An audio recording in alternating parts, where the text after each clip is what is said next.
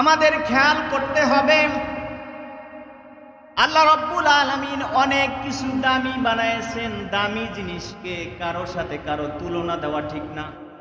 মনে করেন মাও দামি, বাবাও দামি। এখন যদি বলেন যে মা বড় না বাবা বড়, তুলনা চলবে? আপনি কাকে উপরে নেবেন, কাকে নিচে নেবেন, কাকে বেশি সম্মান জানাবেন, কাকে আপনি ছোট করবেন, কাকে বড় করবেন? মাও দামি, বাবাও দামি, এখানে তুলনা চলবে না। এখানে তুলনা চলবে না।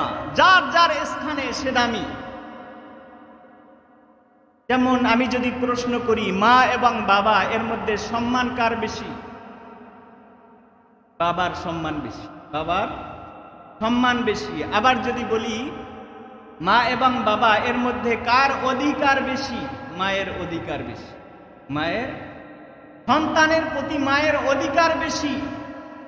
আর মা বাবার মধ্যে বাবার সম্মান বেশি। বাবার সম্মানে একজন সেরা, অধিকারে আর একজন সেরা। দুইজন নিজ নিজ স্থানে সেরা। সুবহানাল্লাহ। কাকে আপনি ছোট করবেন, কাকে বড় করবেন? মাও দামি, বাবাও দামি। দুইজন আল্লাহ রাব্বুল আলামিন বলেছেন আমাকে তোমরা মানো, এক আল্লাহকে মানো।